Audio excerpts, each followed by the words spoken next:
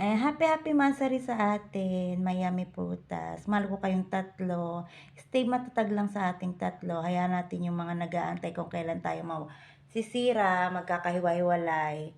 Ayan, tawanan na lang natin dahil hindi naman mangyayari yun. Mas lalo pa tayong tumatatag.